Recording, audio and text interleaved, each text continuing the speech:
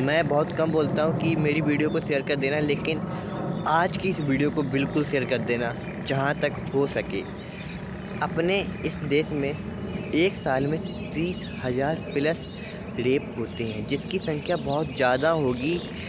हो सकता है बहुत ज़्यादा हो, जिसको कम बताया जाता है, लेकिन इससे हमें पता चलता है कि हर दिन 80 प्लस रेप केसेस आते हैं, जो कि एक बहुत बड़ी संख्या है।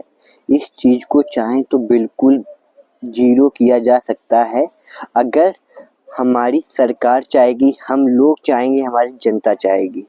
हम आवाज़ उठाएंगे, हम उन चीज़ों को रोकेंगे जो नहीं होना चाहिए। अब शुरुआत करते हैं कि इस चीज़ को कैसे कंट्रोल में लाया जा सकता है या बिल्कुल जड़ से ख़त्म किया जा सकता है।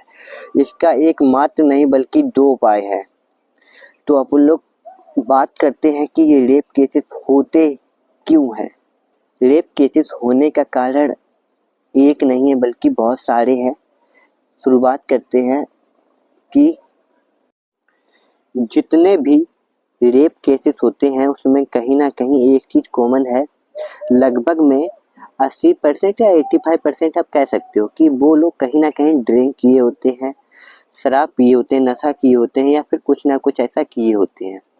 मेरी पूरी बात को सुनोगे तो सब कुछ समझ में आएगा मैं कहना क्या चाहता हूँ। आपने कभी अपने आसपास के लोगों को देखा है कि जो लोग अच्छे होते हैं लेकिन शराब पीने के बाद वो अपने माता पिता को, अपनी पत्नी को मारने लगते हैं या उनको गाली देने लगते हैं, ठीक है। तो नशा होने के बाद इंसान वो हर चीज उसके माइंड से निकल जाती है, उसका कंट्रोल खो जाता है और उसके माइंड में जो कुछ भी आता है वो कर देता है, बल्कि वो ना करना चाहे तब भी।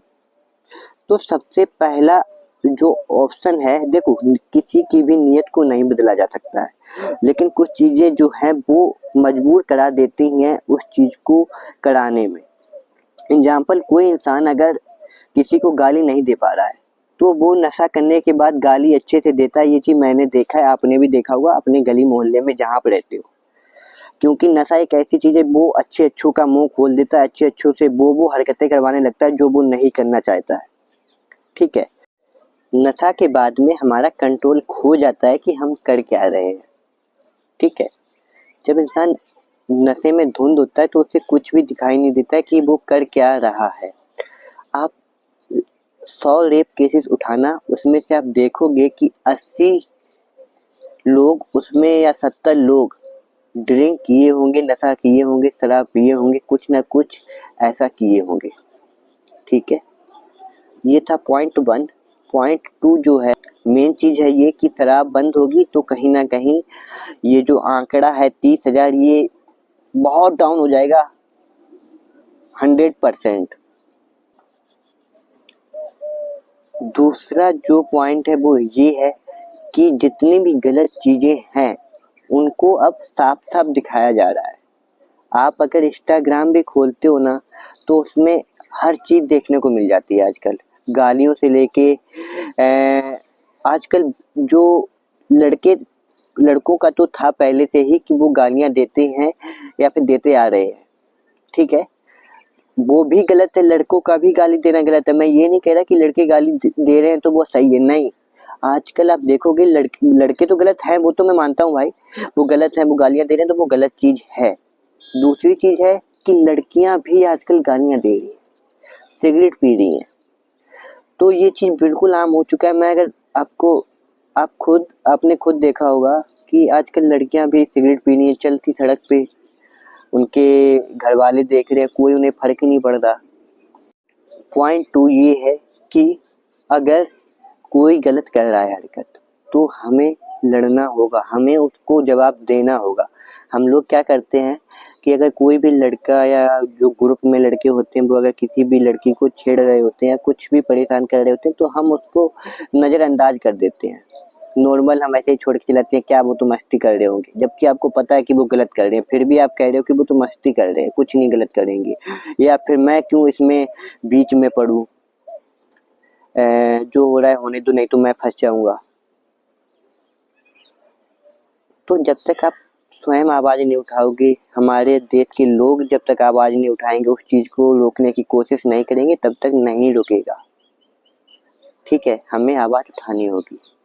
ठीक है, और ये सब जितने भी मैं पॉइंट 3 बता रहा हूँ ना, 2 या 3 जितने भी हैं, उसको आसानी से किया जा सकता है। अब वो अलग बात है कि अपना देश ही अगर शराब से चल रहा हो तो फिर मैं कुछ नहीं कह सकता भाई।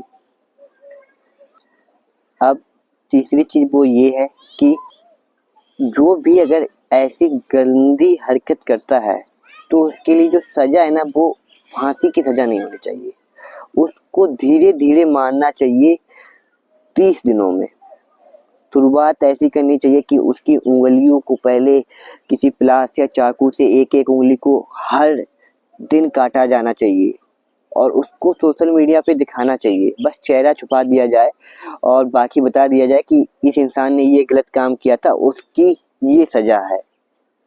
1 महीने तक अगर ऐसी सजाएं मिलेंगी ना, उंगली काटना, किसी उसके पैर पर गरम गरम तेल को डालना या फिर करंट से झटके देना या फिर कांटों को, बहुत सारे कांटों को नीचे बिछाकर उसको धक्का दे के लिटा देना और गन्ना पीसने वाली जो मशीन होती है उसमें उसके हाथ को डाल देना। जब इस प्रकार से तड़पाया जाएगा ना, तो एक बार रूह कांप जाएगी। जो कोई ये चीज सोचेगा भी नहीं इंसान कि मैं ऐसी कोई गंदी हरकत करूं। लेकिन क्या लोग तो ये सोच लेते हैं कि क्या है यार, 1 मिनट में खत्म हो जाऊंगा। भाई फांसी की सजा मिलेगी ना, ज्यादा से ज्यादा इंसान 2 मिनट तड़पेगा, ज्यादा से ज्यादा 3 मिनट, बस इससे ज्यादा नहीं। तो वो डर नहीं है, वो डर लाना होगा। जो सजा है उसको बदलना पड़ेगा। ये फांसी की सजा एकमात्र ऑप्शन नहीं है। ठीक है, तो हमें ये सब करना पड़ेगा। मैं मानता हूँ अगर हम ऐसा करें, ऐसा जो मैंने बताया ऐसा करेंगे तो उसके परिवार वालों को बहुत ज्यादा दिक्कत होगी। कोई दिक्कत नहीं होगी, और हो रही है तो फिर ऐसा उसने किया क्यों है। ठीक है, अगर मान लो उसके परिवार का उसमें कोई हाथ नहीं है, चलो कोई बात नहीं, तो उसके चेहरे को छुपाया जा सकता है, कोई और नाम दिया जा सकता है। ठीक है, तो इस चीज को जब एक बार अगर दिखा दिया जाएगा ना कि ऐसी सजा कर दी गई है, तो लगभग में ये जो रेप केसेस हैं वो बंद हो ही जाएंगे। अब आप खुद नहीं अगर करवाना चाहते तो वो अलग बात है। और एक चीज और, जितने भी माता पिता हैं वो अपने बच्चों को केवल यूट्यूब ही चलाने दें। बाकी जो छोटे बच्चे हैं उनको केवल यूट्यूब ही चलाने दें, बाकी और कोई ऐप उनको ओपन ना करने दें, क्योंकि अब सोशल मीडिया ऐसा हो चुका है कि वहाँ पर सब कुछ खुलेआम हो रहा है। गालियों से लेकर जो कुछ भी गलत चीज़ें हैं वो सब कुछ साफ साफ इंस्टाग्राम, फेसबुक, हर चीज़ पर दिखाया जा रहा है। तो बच्चे बिगड़ेंगे। तुम एक बार उसको रोक सकते हो, 2 बार रोक सकते हो, नहीं रोक पाओगे। कब तक रोकोगे? जब आप नहीं होगे तब वो उन चीज़ों को, गालियों को सुन लेंगे। तो ये चीज़ आपको करना पड़ेगा, क्योंकि ऐप तो आप बंद नहीं करवा सकते, लेकिन इतना कर सकते हो। या फिर मोबाइल बच्चों को 15-16 साल से पहले बिल्कुल भी ना चलाने दें। ठीक है, केवल अगर मान लो कि वो कुछ काम करते हैं उतना उनके साथ बैठे, बस गेम वेम खेलने दें, गेम वेम खूब खिलाओ, कोई दिक्कत नहीं है। बाकी इन चीज़ों को छुड़वाना पड़ेगा आपको अपने लिए, उसको एक अच्छा इंसान बनाने के लिए। ठीक है, आज के लिए इतना ही, फिर मिलेंगे एक नई वीडियो के साथ में।